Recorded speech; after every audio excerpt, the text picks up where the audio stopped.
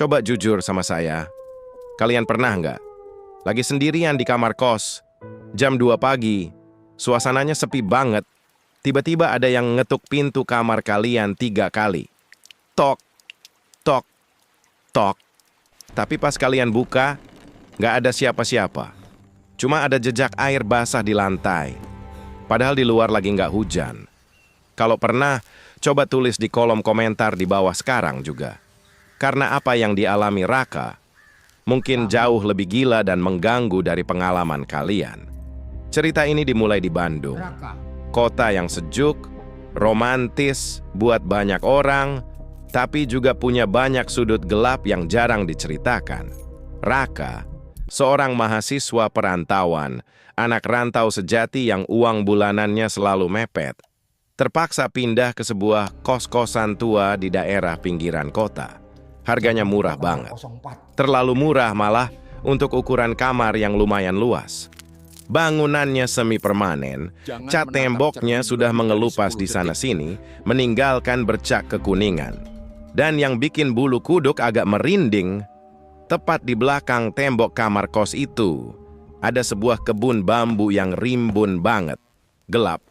Angin Bandung yang dingin kalau lewat sela-sela pohon bambu itu, suaranya shhh, krik, kayak ada yang lagi berbisik panjang. Tapi Raka ini tipe orang yang logis. Dia sama sekali nggak percaya hantu, jin, atau apalah itu.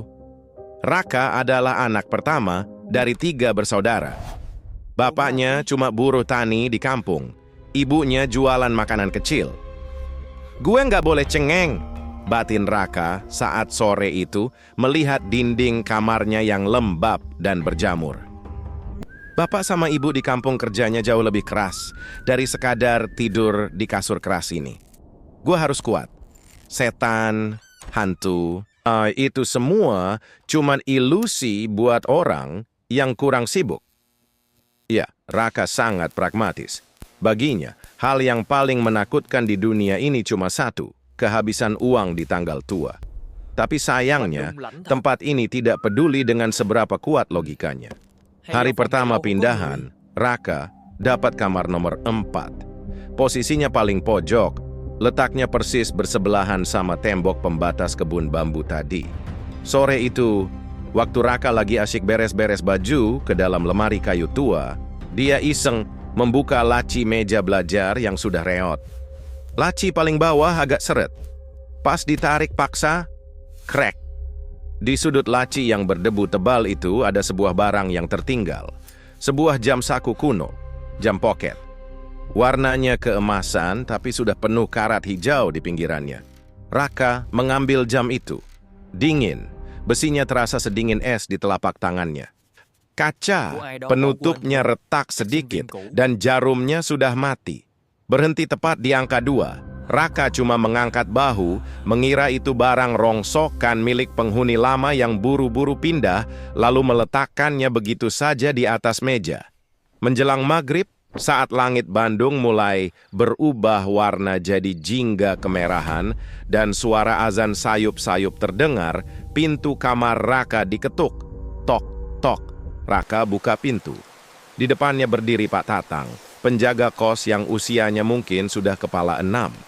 Wajahnya keriput, kulitnya gelap, memakai peci hitam pudar, dan dari mulutnya selalu tercium aroma tembakau cengkeh yang sangat kuat. Pak Tatang menatap Raka agak lama. Tatapannya kosong, tapi kayak menyimpan sebuah peringatan. "Udah beres-beresnya, Jang Raka?" Sapa Pak Tatang, suaranya serak berat. "Udah, Pak. Makasih ya. Kamarnya lumayan nyaman kok," jawab Raka basa-basi, padahal udara di dalam kamarnya sedari tadi terasa pengap dan berat. Pak Tatang mengangguk pelan. Dia lalu mengisap rokok kreteknya dalam-dalam, menghembuskan asapnya perlahan ke udara sebelum menatap mata Raka dengan sangat tajam. Atmosfer di lorong itu tiba-tiba berubah tegang. "Jang!" Suara Pak Tatang memelan, hampir seperti berbisik, memajukan wajahnya sedikit. "Bapak cuma mau ngasih tahu satu aturan di kosan ini, khusus buat kamar ujung ini." Raka mengerutkan kening. Aturan apa, Pak? Nggak boleh bawa teman nginep cowok cewek ya? Pak Tatang menggeleng. Wajahnya sama sekali nggak ada senyum. Bukan.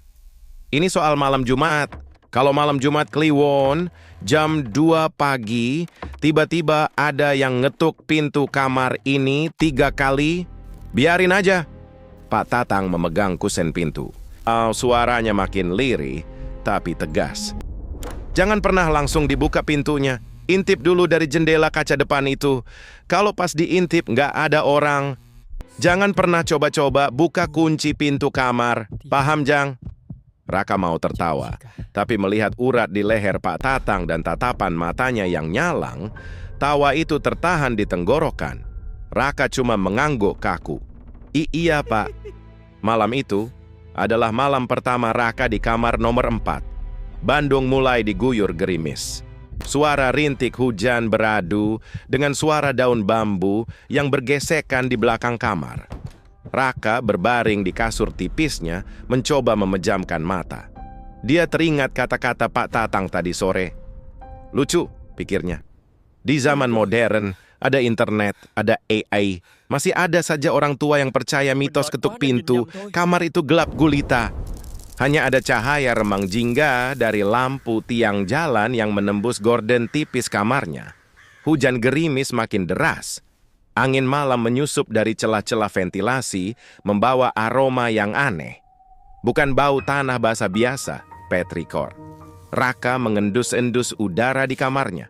Ada aroma bunga melati yang sangat tipis, samar-samar, tapi di baliknya tercium bau apek seperti bau lumpur basah. Bau tanah kuburan. Tiba-tiba, di tengah kesunyian kamar yang dingin itu, terdengar suara aneh dari arah meja belajar. Tik, tok, tik, tok. Raka membuka mata. Matanya terbelalak menembus kegelapan. Jantungnya mulai berdetak sedikit lebih cepat. Tik, tok, tik, tok. Itu suara jam saku karatan tadi. Jam yang sore tadi, jarumnya mati. Total dan sudah karatan parah. Kenapa sekarang bisa jalan sendiri? Raka pelan-pelan bangkit dari kasur. Hawa di kamar itu entah kenapa terasa jauh lebih dingin dari sebelumnya. Menusuk sampai ke tulang. Bulu kuduk di tengkuknya meremang hebat. Dengan tangan sedikit gemetar, dia meraih handphonenya untuk menyalakan flashlight. Cahaya senter HP menyorot lurus ke atas meja kayu. Jam saku itu tergeletak di sana. Raka mendekat. Dia menahan napas. Telinganya didekatkan ke arah jam tersebut. Benar saja, bunyi detikannya terdengar sangat jelas. Raka memberanikan diri, menjulurkan jarinya untuk menyentuh besi jam itu. Tiba-tiba, klik. Suara detikan itu berhenti seketika. Hening total. Bahkan suara hujan di luar seolah kedap sebentar. Raka menyorotkan cahaya senter ke wajah jam tersebut. Jarum jamnya baru saja bergerak dan kini berhenti mati. Tepat menunjuk ke angka 2. Jam 2.00 pagi. Seketika itu juga, Raka merasakan ada embusan napas yang sangat dingin. Berembus pelan, tepat di belakang lehernya. Kalian tahu apa yang dilakukan Raka saat merasakan embusan napas dingin di tengkuknya malam itu? Dia kaku. Jantungnya berdegup kencang banget sampai rasanya mau copot. Tapi, karena logikanya masih jalan, dia refleks menoleh ke belakang sambil mengarahkan senter HP-nya ke seluruh sudut kamar. Kosong. Nggak ada siapa-siapa. Cuman ada bayangan lemari pakaiannya yang memanjang di tembok karena pantulan cahaya senter. Raka membuang napas kasar, mengusap wajahnya yang tiba-tiba berkeringat dingin meskipun suhu kamar lagi turun. Pasti cuman angin dari ventilasi, gumamnya, mencoba menenangkan diri. Dia buru-buru memasukkan jam saku karatan itu kembali ke dalam laci, menutupnya rapat-rapat, Aos lalu melompat ke atas kasur dan menarik selimut sampai menutupi telinga. Malam itu Raka memaksakan diri untuk tidur, meski matanya terus-terusan melirik ke arah laci meja. Keesokan harinya, aktivitas berjalan seperti biasa. Raka berangkat ke kampus, makan di warteg langganan, dan kembali ke kosan saat hari sudah gelap. Tapi, ada satu hal yang mulai terasa sangat tidak wajar di kamar nomor 4 ini. Suhunya. Kalian pernah ngerasain nggak berada di sebuah ruangan yang dinginnya itu nggak cuma nempel di kulit, tapi nusuk sampai ke tulang? Kayak ada bongkahan es di sumsum kalian. Kamar Raka persis seperti itu. Dia bahkan nggak pernah lagi menyalakan kipas angin kecil yang dia bawa dari kampung. Dinginnya aneh. Bukan dingin sejuk khas udara Bandung di malam hari, tapi dingin yang bikin ngilu dan merinding tanpa alasan. Memasuki malam kedua, keanehan lain muncul. Baunya. Di tengah malam saat Raka sedang rebahan sambil scroll HP, bau itu datang lagi. Awalnya tipis, wangi bunga melati yang perlahan-lahan makin menyengat di hidung. Wangi melati itu kan identik banget sama hal-hal mistis kan? Tapi yang bikin mual, wangi itu perlahan bercampur dengan aroma apek. Bau lumpur basah. Kalau kalian pernah ikut ziarah ke pemakaman tepat setelah hujan deras turun, nah, persis seperti itu baunya. Bau tanah kuburan basah yang menguar di udara kamar kos yang sempit. Jam menunjukkan pukul 1.30 dini hari. Raka masih terjaga, hidungnya ditutup dengan bantal. Suasana kosan sepi parah. Nggak ada suara motor lewat, nggak ada suara tetangga kosan. Hening. Tiba-tiba, dari arah lorong luar kamarnya, terdengar suara. Sreg, sreg, sreg. Suara langkah kaki. Tapi anehnya, langkah itu nggak diangkat layaknya orang berjalan normal. Langkah itu diseret, pelan, berat, dan basah. Seolah-olah ada seseorang atau sesuatu yang sedang menyeret kakinya yang penuh lumpur di lantai tegel lorong kosan. Makin lama suara seretan itu makin dekat ke arah pintu kamar nomor 4. Sreg! Sreg! Raka menahan napas.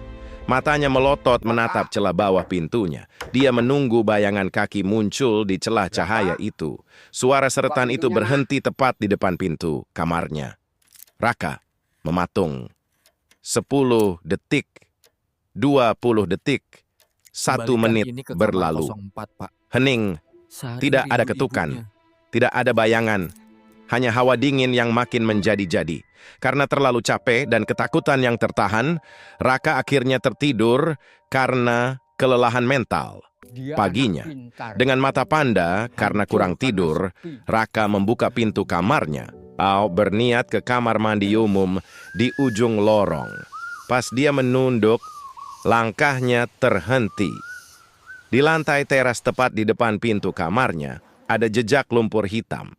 Jejaknya basah, tebal, dan baunya amis bercampur bau tanah. Itu bukan jejak cetakan sepatu. Bentuknya memanjang tak beraturan. Lebih mirip seperti ada karung basah berisi daging yang diseret sampai ke depan pintunya dan berdiam di sana semalaman. Disinilah Raka mulai mengalami perang batin yang luar biasa. Dia berjongkok, menatap lekat-lekat lumpur hitam itu. Tangannya mengepal. Dalam hatinya dia menjerit lelah. Gue nggak boleh parno, nggak boleh. Batin Raka keras-keras. Mencoba menekan rasa takutnya yang mulai mengambil alih. Ini pasti kerjaan kucing liar. Atau si Andi kamar sebelah habis dari WC luar, terus kakinya kotor. Iya, pasti itu. Ayolah kalau anak pertama. Harapan keluarga. Bapak di kampung nyangkul dari subuh. Masa lo di sini nyerah dan minta pindah kos gara-gara hal klinik. Uang UKT aja belum lunas. Setan nggak nyata. Yang nyata itu tagihan bulan depan. Itulah realita menyedihkan seorang anak rantau. Kadang, kemiskinan dan tanggung jawab terasa jauh lebih menakutkan daripada hantu. Dengan rahang mengeras, Raka mengambil kain pel dan membersihkan lumpur itu sambil mengomel sendiri. Berusaha mempertahankan sisa-sisa kewarasannya. Tapi sayang, kewarasan itu diuji kembali malam harinya. Malam ketiga, Raka sedang mengejar deadline bab 2 skripsinya.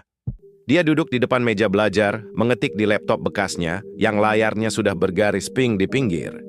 Suara ketikan tak-tak-tak memecah keheningan kamar.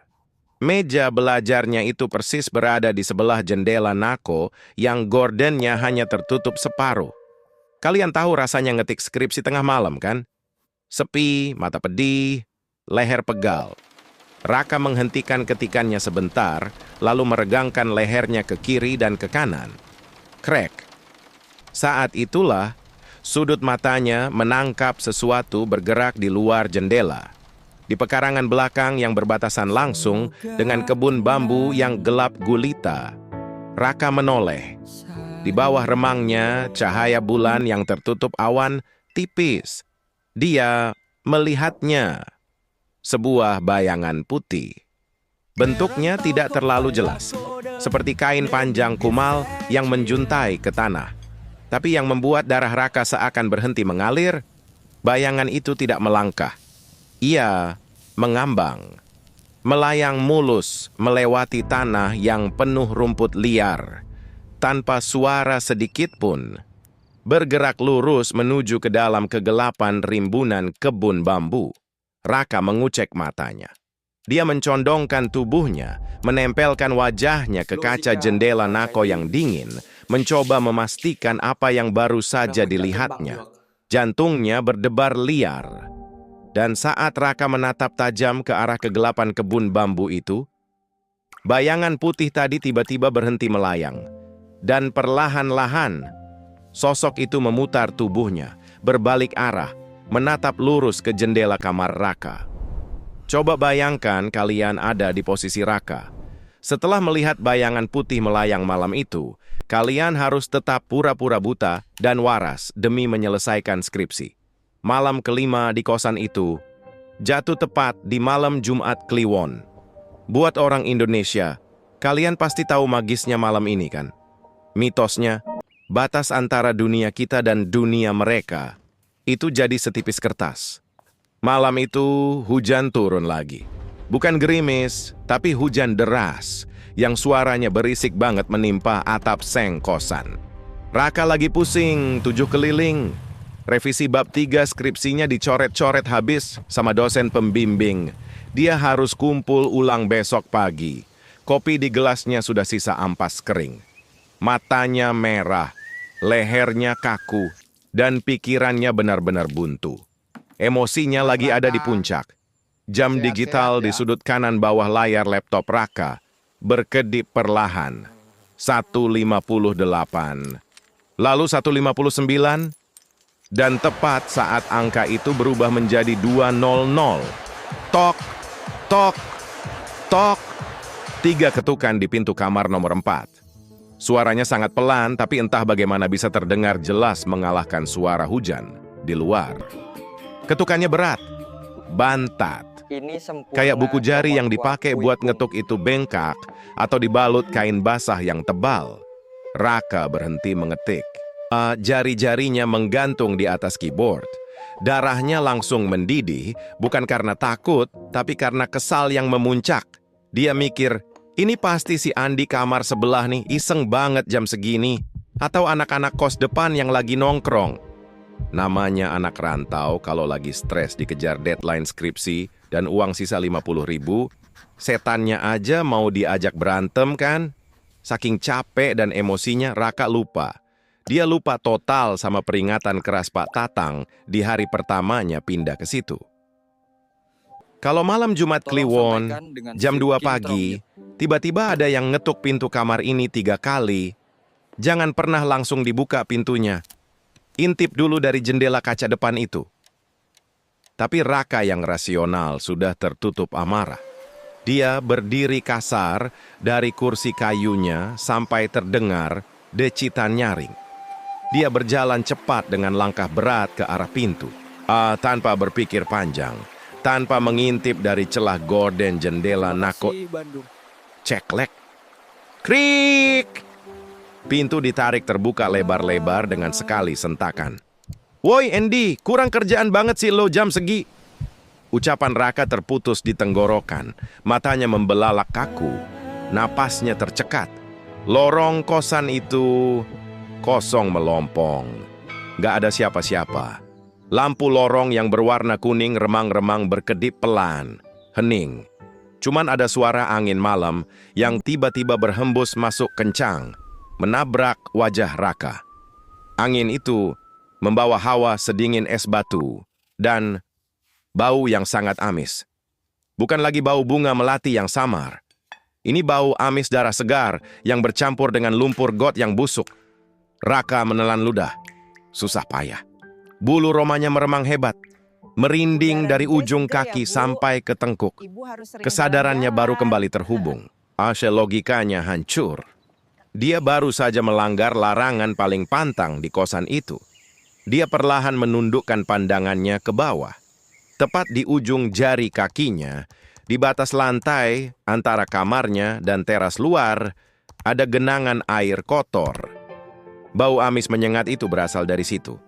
Dan di tengah genangan air lumpur hitam itu, tergeletak sebuah kertas usang yang ujungnya robek. Tangan Raka gemetar hebat saat dia perlahan berjongkok, memungut kertas basah itu dengan ujung jarinya. Kertas itu kotor, berbau tanah kuburan, tapi masih ada sisa tulisan tangan dari tinta hitam yang luntur terkena air. Tulisan itu berbunyi pendek. Maaf, dingin. Entah kenapa, Raka merasa sangat familiar dengan guratan huruf M dan D di kertas itu. Dia langsung teringat sesuatu. Raka buru-buru berbalik, setengah berlari ke meja belajarnya, dan menarik laci paling bawah dengan panik. Dia mengambil jam saku karatan yang dia temukan di hari pertama. Dengan tangan yang masih gemetar memegang senter HP, Raka membalikkan jam saku tersebut. Dia menggosok karat hijau di penutup belakangnya. Di sana ada ukiran nama yang sangat kecil dan tipis, Dimas. Raka menyandingkan jam saku itu dengan kertas basah di tangannya. Gaya tulisan ukiran nama itu, tarikan garisnya, lengkungannya, persis 100% dengan tulisan tangan di kertas yang baru saja dia pungut di depan pintu. Raka mundur selangkah. Kakinya lemas seketika. Jantungnya berdebar sangat kencang sampai telinganya berdenging nyaring. Dia menatap ngeri ke arah pintu kamarnya yang masih terbuka lebar, menantang kegelapan lorong. Dan tepat saat ketakutannya memuncak, dari arah kebun bambu yang gelap gulita di belakang dinding kamarnya memecah kesunyian malam dan rintik hujan. Terdengar sebuah suara. Itu bukan suara tawa kuntilanak yang melengking panjang. Bukan juga suara geraman marah. Itu suara rintihan. Suara tangisan seorang laki-laki yang terdengar sangat pilu, serak, bergetar, dan seolah menahan rasa sakit yang luar biasa. Suara itu menggema ngilu di sela-sela batang bambu yang saling bergesekan. Ibu, ibu. Suara itu menangis, memanggil ibunya dengan nada yang menyayat hati. Dan yang bikin Raka nyaris kehilangan pijakan kakinya, suara tangisan laki-laki itu terdengar semakin lama, semakin mendekat ke arah dinding belakang kamar Raka. Pernah dengar istilah penasaran mengalahkan rasa takut? Malam itu Raka merasakannya sendiri. Logikanya berteriak menyuruh dia menutup pintu kamar nomor 4, menguncinya rapat-rapat, dan bersembunyi di balik selimut sampai matahari terbit. Tapi entah kenapa, kakinya menolak menurut. Ada sesuatu dari suara rintihan tangis, ibu, ibu, di luar sana yang membuat dadanya terasa sesak. Itu bukan suara hantu yang ingin menakut-nakuti untuk sekadar iseng. Ada rasa putus asa yang sangat dalam, sebuah kesedihan murni yang entah kenapa terasa begitu familiar bagi Raka. Sesama anak rantau, Raka menelan ludah keras-keras. Dia mengambil senter dari laci mejanya, menggenggamnya erat-erat dengan tangan yang masih gemetar. Dengan langkah berat dan pelan, dia berjalan menyusuri lorong kosan menuju pintu belakang yang langsung terhubung ke kebun bambu. Sumpah, suasana kebun bambu jam 2 pagi tepat setelah hujan deras reda itu, gila. Mencekam banget. Gelapnya pekat. Seolah cahaya senter Raka pun enggan menembus terlalu jauh. Bau tanah basah bercampur aroma amis dan wangi melati yang busuk langsung menyerbak masuk ke rongga hidungnya. Tanah yang dia injak terasa lembek dan licin. Srek, srek, srek. Angin malam meniup daun-daun bambu, menciptakan suara gesekan yang menyerupai bisikan ribuan orang di atas kepalanya. Dan suara rintihan itu masih terdengar. Makin jelas, makin dekat. Raka mengarahkan cahaya senternya perlahan ke depan, membelah kegelapan di antara rapatnya batang bambu.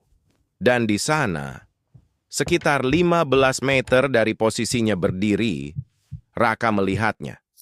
Jantung Raka seolah berhenti berdetak sedetik.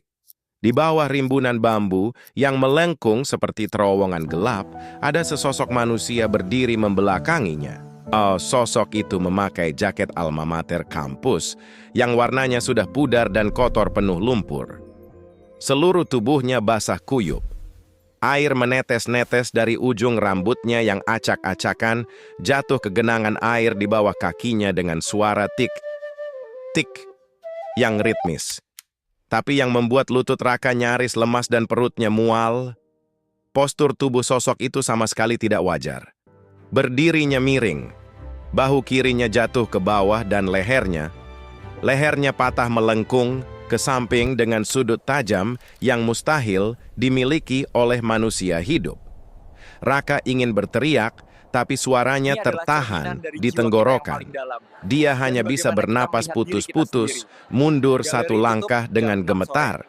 Namun sosok itu tidak berbalik. Dia berhenti menangis. Perlahan-lahan, dengan gerakan patah-patah yang kaku, tangan kirinya yang pucat pasi dan berlumuran lumpur hitam terangkat. Jari telunjuknya yang kurus menunjuk lurus ke arah sebuah gundukan tanah di dekat akar rumpun bambu tua, tepat di sebelah kanannya.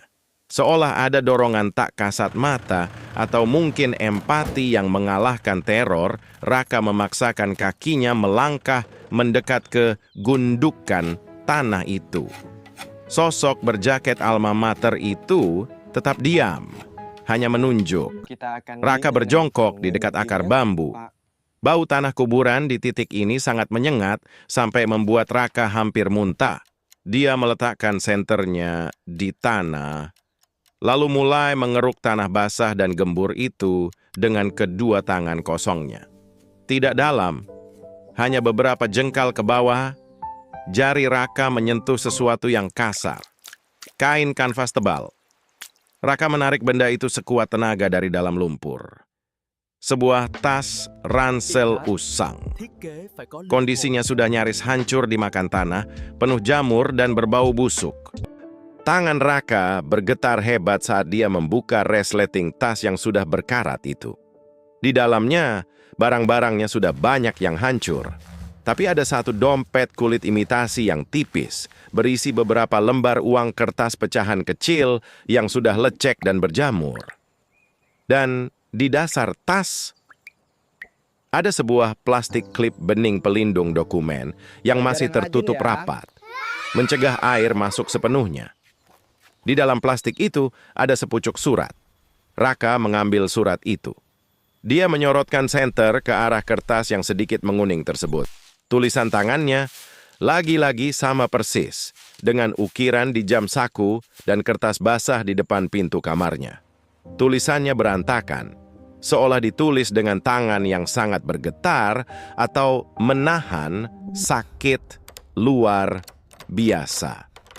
Raka membacanya dalam hati. "Bu, maafin Dimas. Uang kerjanya belum cukup buat beli obat ibu." Dimas sakit, Bu. Di luar dingin banget. Dimas habis kehujanan pulang kerja. Dimas mau pulang ke kamar tapi pusing banget. Nggak kuat jalan. Tolong, Ibu. Dimas kangen. Dada Raka langsung terasa sesak yang teramat sangat. Tenggorokannya tercekat. Matanya memanas. Ternyata selama ini, yang menghantui kamar nomor 4 bukanlah roh jahat penebar teror, tapi arwah seorang mahasiswa rantau yang meninggal membawa penyesalan. Dimas. Dia pasti sakit parah, memaksakan diri bekerja part-time shift malam, menembus hujan deras 3 tahun yang lalu. Dia rubuh di lorong kosan, merangkak, mengetuk pintu demi pintu untuk minta tolong, dan mati perlahan karena hipotermia, tanpa ada satupun orang yang mau membukakan pintu untuknya malam itu. Rasa takut Raka seketika mereda, digantikan oleh rasa sedih yang luar biasa menghantam batinnya. Dia teringat ibunya sendiri di kampung. Air mata Raka tanpa sadar menetes jatuh ke atas plastik surat itu. Tapi, momen haru itu hanya bertahan beberapa detik. Tiba-tiba, suhu udara di sekitar Raka anjlok drastis menjadi sedingin es. Jauh lebih dingin dari sebelumnya. Senter di tanah mulai berkedip-kedip liar, cahayanya meremang hampir mati. Raka tersentak. Dia baru sadar. Sosok berjaket alma mater yang tadi berdiri menunjuk gundukan tanah sudah tidak ada di pandangannya. Hening, sepi yang sangat memekakkan telinga. Suara angin dan rintik hujan mendadak lenyap. Dan tepat saat Raka menghentikan napasnya, mencoba menajamkan pendengaran, dia merasakan ada air es menetes dari atas, jatuh tepat di pundaknya. Tes. Lalu, sebuah bibir sedingin es menempel tepat di jarak 1 senti dari telinga kirinya. Aroma lumpur kuburan menyergap hidungnya, dan sebuah suara parau berbisik dengan sangat lambat. Terima kasih sudah membukakan pintu. Raka membeku di tempat. Matanya melotot menembus kegelapan, tapi tubuhnya kaku seperti patung es. Bisikan sedingin es di telinganya itu perlahan memudar, terbawa hembusan angin malam yang tiba-tiba terasa lebih hangat. Cahaya senternya kembali menyala terang. Tidak ada siapa-siapa di sana. Sosok berjaket alma mater itu menghilang tanpa jejak. Hanya tersisa suara jangkrik dan tetesan sisa air hujan dari daun bambu. Malam itu, Raka tidak lari. Dia mengusap wajahnya yang basah oleh keringat dingin dan air mata yang tanpa sadar menetes. Dengan tangan gemetar tapi penuh tekad, dia membawa tas, ransel busuk, surat di dalam plastik, dan jam saku karatan itu kembali ke kamarnya. Sisa malam itu dia habiskan dengan duduk termenung di tepi kasur, menatap nanar barang-barang peninggalan tersebut. Pagi harinya, matahari Bandung bersinar sangat cerah, seolah teror semalam hanya halusinasi. Tapi Raka tahu itu nyata. Bau lumpur di tangannya masih tersisa. Raka langsung menemui Pak Tatang yang sedang menyapu halaman depan kosan. Tanpa basa-basi, Raka meletakkan jam saku dan surat basah itu di atas meja pos penjaga. Melihat barang-barang itu, sapu lidi di tangan Pak Tatang jatuh ke tanah. Wajah keriputnya memucat pasi. Tangannya bergetar saat menyentuh jam saku tersebut. Mata tuanya berkaca-kaca. Pak Tatang lalu menghela napas panjang, sangat panjang, seakan melepaskan beban yang dia simpan bertahun-tahun. Itu, Dimas, Jang. Suara Pak Tatang bergetar, parau menahan tangis. Lalu mengalirlah cerita kebenarannya. 3 tahun lalu, kamar nomor 4 diisi oleh seorang anak rantau bernama Dimas. Anak yang luar biasa rajin. Dia kuliah sambil kerja part-time di sebuah kafe yang jaraknya lumayan jauh. Waktu itu musim hujan lebat, persis kayak semalam, cerita Pak Tatang, menatap kosong ke arah lorong kosan. Dimas lagi sakit tipes, tapi dia maksain masuk kerja shift malam karena butuh uang buat beli obat ibunya di kampung. Jam 2 pagi, dia pulang jalan kaki menembus hujan deras. Dia udah nggak kuat. Pak Tatang mengusap air matanya dengan ujung lengan baju seragamnya. Dia jatuh di depan gerbang merangkak masuk ke lorong. Dia ngetuk pintu kamar satu persatu minta tolong. Tapi nggak ada satupun anak kos yang mau buka pintu. Semuanya egois, atau mungkin ngira itu cuman orang mabuk. Besok paginya, Bapak nemuin dia udah kaku di ujung lorong. Meninggal karena hipotermia. Raka terdiam. Dadanya sesak. Pantas saja Dimas terus mengulang kejadian itu. Dia terjebak dalam malam terakhirnya yang menyakitkan, memohon bantuan yang tak pernah datang. Tas ranselnya mungkin tertinggal di kebun belakang saat dia sempat mencoba berteduh sebelum akhirnya memaksakan diri merangkak ke lorong kosan. Hari itu juga, Raka memutuskan bolos kuliah.